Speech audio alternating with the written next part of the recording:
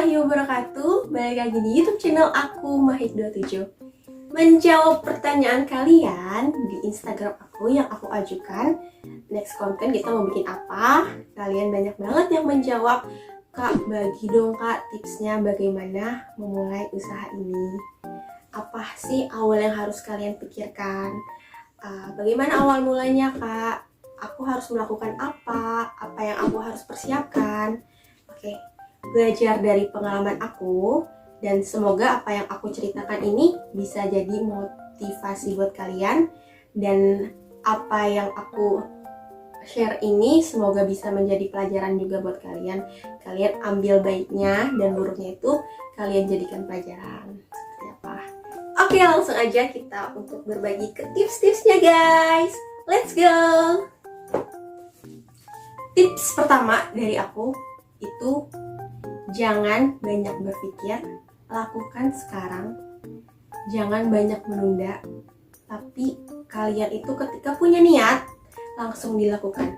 Karena menurut aku pribadi ya, ketika aku ingin mencapai sesuatu, aku hanya pikirkan, aku hanya niatkan, itu yang ada pikiran aku akan bercabang guys. Kayak nanti besok A, besok mikirin B pengen B, mikirin C pengen C, mikirin D pengen D. Itu di-keep aja untuk seperti itu tuh, jangan sampai kayak gitu. Karena ketika kita ada niat, oke, punya niat ini, lakukan, jalanin, insya Allah sesuai dengan apa yang kita pikirkan.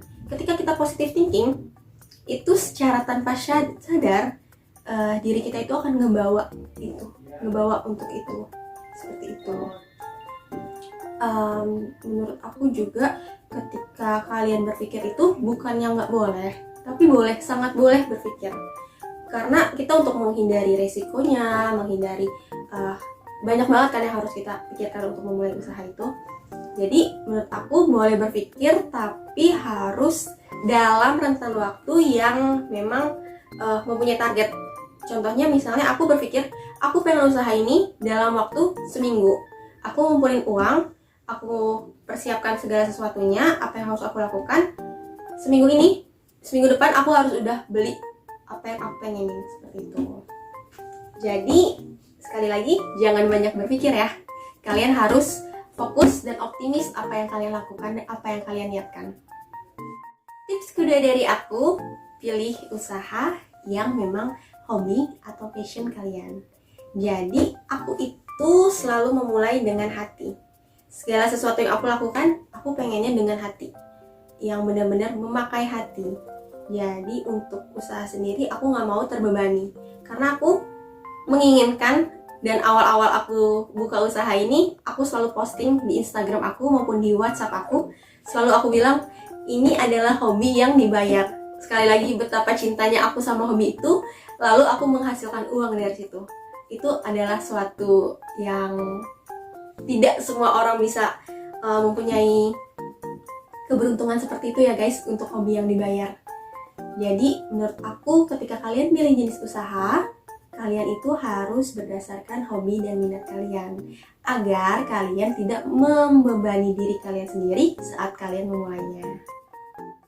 Aku itu orangnya termasuk banyak yang bilang boros kayak gitu ya. Untuk belanja buat suatu passion aku sendiri, itu terbilang aku susah untuk nyetir itu. Dan aku tuh hobi belanja, cuman kalau untuk aku simpan sendiri sayang banget guys. Jadi aku itu awal-awal belanja, lalu aku kayak share ke teman-temanku, aku punya ini loh dengan harga yang terjangkau loh, kayak gitu kan. Terus mereka respon baik, dan ya udah aku terus ngejalaninnya seperti itu. Gitu guys. Karena untuk baju brand ini itu sangat trendy di kalangan masyarakat. Jadi akunya suka, terus kalian juga suka. Itu sih yang aku suka. Tips ketiga dari aku, tentukan barang, targetnya, serta harganya. Jadi untuk barangnya sendiri, barang apa yang ingin kalian jual? Aku ngebagi, ada pilihan, aku ngebagi dua. Satu ialah pakaian, satu lagi makanan. Kenapa aku tidak memilih makanan? Karena Karena menurut aku balik lagi tadi ke passion aku adalah di pakaian, karena aku suka atau hobi untuk trendy fashion seperti itu dan lain sebagainya. Kalau untuk ke makanan sendiri, aku bisa dibilang tidak jago untuk memasak, dan kata ayah aku juga untuk makanan itu beresiko. Sebenarnya semuanya punya resiko, pakaian pun punya resiko. Cuman baik lagi ya, kalau misalnya ke makanan itu beresikonya ialah basi. Tapi kalau misalnya pakaian itu beresikonya ya kita pakai sendiri gitu loh. Jadi aku lebih memilih, aku memilih untuk di bidang usaha pakaian. Pakaian itu terbagi lagi kan, ada pria, ada wanita. Balik lagi di hobi, karena aku adalah cewek, jadi aku lebih memilih untuk wanita, karena aku melihat sekeliling aku. Jadikan teman-teman kalian itu sebagai peluang. Aku melihat sekeliling aku itu lebih banyak wanita, jadi aku memilih untuk di bagian wanitanya. Terus di wanita itu terbagi lagi guys, ada atasan, ada juga yang bawahan. Aku memilih atasan. Kenapa aku memilih atasan? Karena dia itu lebih bervariatif dan lebih lucu. Kalau untuk bawahan mungkin ya jenisnya antara celana dan rok, dan itu celana jeans atau celana bahan seperti itu. Tapi kalau misalnya untuk atasan, itu banyak banget trendy sekarang tuh yang aku pengen ikutin seperti itu. Terus untuk atasan sendiri, aku udah ketemu nih penjual atasan. Itu terbagi lagi, ada dua lagi guys. Atasan itu apakah aku produknya bikin sendiri? Bikin sendiri itu dimaksud di sini aku mempunyai konveksi, aku mempunyai nama brand baru, ataukah aku memang sudah mengikuti brand yang terkenal. Jadi aku sebagai melanjuti usaha untuk brand tersebut seperti itu. Nah, aku memilih untuk melanjuti brand karena kalau misalnya kita brand baru itu akan pertama-tama lebih memulai dari harus mengenal, masyarakat harus mengenal brand yang aku punya. Itu menurut aku agak sedikit panjang jalan ceritanya. Tapi aku salut ketika kita orang Indonesia itu punya nama brand sendiri. Itu keren banget sih guys. Nah, aku yang di sini yang aku ambil ialah aku melanjutkan nama brand. Jadi ketika kalian tahu nama branded ini apa, kalian udah terkenal, udah langsung kayak, oh iya tahu apa yang aku jual ini, kalian tahu seperti itu. Jadi kalian harus menentukan barangnya. Untuk targetnya sendiri tadi adalah sebagai peluang teman-teman kalian terdekat. Dan untuk harganya, kalian harus menentukan harganya dengan cara mencari supplier tangan pertama. Jadi kalian itu akan harga bersaing guys. Ketika kalian dapat supplier tangan pertama, itu kalian bisa bersaing dan kalian bisa memenangkan persaingan tersebut. Ya, gitu guys. Tips keempat dari aku yaitu cara penjualannya. Sebelum aku memulai bisnis ini, aku harus sudah memikirkan pasaran aku itu seperti apa. Caranya ada yang offline, ada yang online. Offline itu dengan cara apa? Aku hanya menjual itu untuk kalangan keluarga dan kalangan kerabat teman terdekat. Aku mau lihat responsibel mereka tuh dari seperti apa. Awal-awal itu aku seperti itu. Aku cuman ngambil sedikit, aku melihat, dan ternyata respon dari mereka itu tidak disangka-sangka, alhamdulillah. Terus ya udah, akhirnya aku untuk offline ini aku sudah bisa memanage. Aku akhirnya ke online. Online ini aku harus mempersiapkan, kalau dari aku pribadi ya, itu mempersiapkan Shopee aku dan Instagram aku. Jadi dua ini aku memakai dari online-nya. Untuk Shopee aku itu memulai dulu dari Shopee Live guys. Kalian pasti tahu, yang awal-awal aku pasti pernah tahu Shopee Live aku itu. Ya, seperti itu. Pokoknya aku minta dukungan dari kakak aku nanti mau Shopee Live jam segini, jangan lupa nonton ya kak. Kayak biar bisa dilihat di Shopee itu banyak orang. Dulu tuh sampai kayak gitu guys. Terus kedua itu dari Instagram aku. Untuk Instagram sendiri, aku follow orang-orang yang terdekat biar mereka tahu apa sih yang aku jual.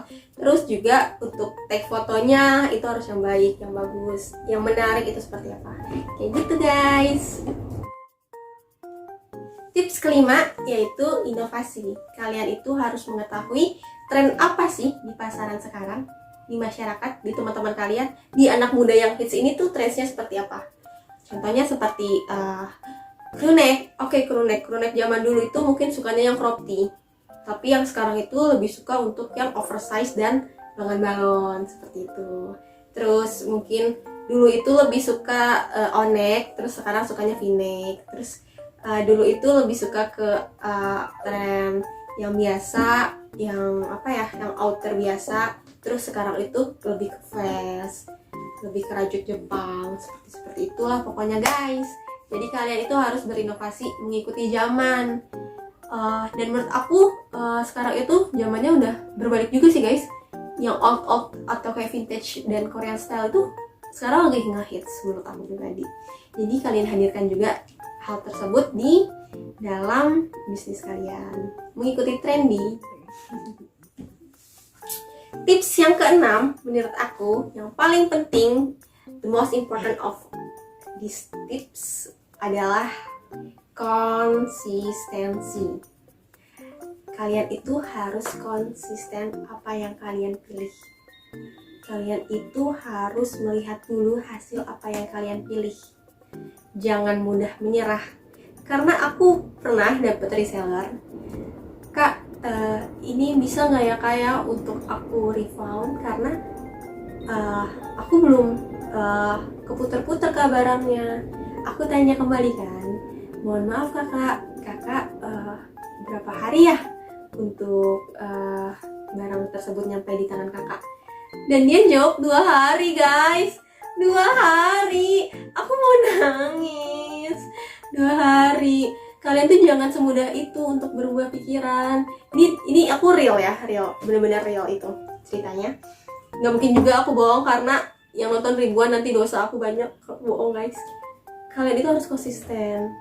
Itu baru 2 hari. Kalian itu mungkin pas sampai, baru yang kalian perkenalkan itu baru di keluarga. Dan keluarga kalian mungkin umurnya lebih tua daripada kalian, kayak gitu. Sedangkan mungkin barang ini untuk anak-anak di kalangan muda. Kalian bisa nyoba ke teman kalian, atau kalian juga bisa coba seperti aku bilang di live Shopee. Jadi kalian, bagaimana kalian konsisten dengan hal tersebut, tapi usaha kalian itu harus bercabang.